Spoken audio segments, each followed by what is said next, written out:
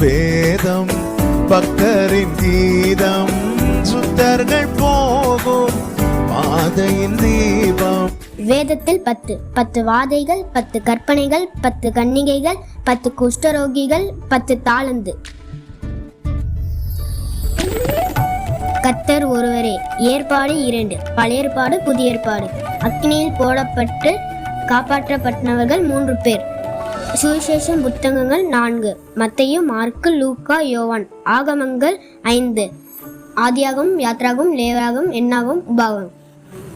இயேசு செய்த முதல் அற்புதத்தில் கற்சாடிகள் 6. வெளிப்படுத்துதல் புத்தகத்தில் சொல்லப்பட்ட சபைகள் 7. பேழையில் காப்பாற்றப்பட்டவர்கள் 8. ஆவின் கனி 9. கற்பனைகள் 10. 1 முதல் 10 வரை.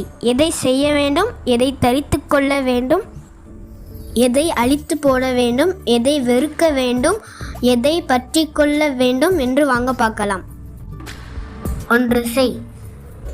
1 செய்கிறேன், பின்னானவைகளை மறந்து முன்னானவைகளை நாடி கிறிஸ்து இயேசுவுக்குள் தேவன் அளித்த பரம அழைப்பின் பந்தய பொருளுக்காக லக்கை நோக்கி தொடர்கிறேன்.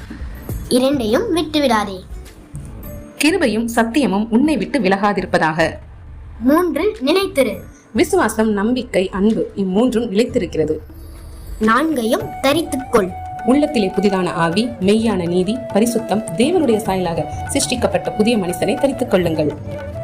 5 அழித்து போடு. விபச்சாரம், அசுத்தம், மோகம், துர்ஈச்சை, விக்கிரகாராதையான பொருளாசை ஆகியவைகளை பூமியில் உண்டு பண்ணுகிற உங்கள் அவயவங்களை அழித்து போடுங்கள். 6 காரியங்களை கர்த்தர் வெறுக்கிறார். மேட்டிமையான கண், பொய் நாவு, குற்றமற்றவர்களை ரத்தம் சிந்தும் கை, துர் ஆலோசனை பிணைக்கும் இருதயம், தீங்கு செய்வதற்கு விரைந்தோடும் கால், அபத்தம் பேசும் பொய் சாட்சி, சகோதரர்களை விரோதத்தை உண்டு பண்ணுதல் இவைகளை கர்த்தர் வெறுக்கிறார். 7 எடுத்துக்கொள்.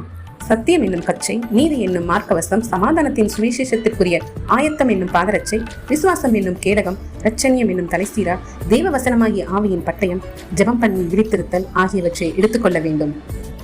8 விட்டு விடாதே. விசுவாசம், தைரியம், ஞானம், இச்சையடக்கம், பொறுமை, தெய்வ பக்தி, சகோதர சிநேகம், அன்பை இவைகளை விட்டு விடாதீர்கள். 9 அனுபவமாக்கு. ஆவியின் கனி 9, ஆவியின் வரங்கள் 9. அன்பு, சந்தோஷம், சமாதானம், நீடிய பொறுமை, தயவு, நற்குணம், விசுவாசம், சாந்தம், இச்சையடக்கம் இவற்றை எல்லாம் நம் வாழ்க்கையிலே அனுபவமாக்குவோம். 10 பற்றிக்கொள். நியாயசாஸ்திரி ஒருவர் இயேசுவிடம், நியாயப்பிரமாணத்தில் எந்த கற்பனை பிரதானமானது என்று கேட்டார். இயேசு அவனை நோக்கி, உன் தேவனாகிய கர்த்தரிடத்தில் முழு இருதயத்தோடும் முழு ஆத்மாவோடும் முழு மனதோடும் அன்பு கூறுவாயாக. இது முதலாம் கற்பனை. இதற்கு ஒப்பாயிருக்கிற 2ஆம் கற்பனை, உன்னிடத்தில் நீ அன்பு கூறுவது போல பிறனிடத்திலும் அன்பு கூறுவாயாக என்பதே. இவ்விரண்டு கற்பனைகளிலும் நியாயப்பிரமாணம் முழுமையும் தீர்க்க தரிசனங்களும் அடங்கியிருக்கிறது என்றார்.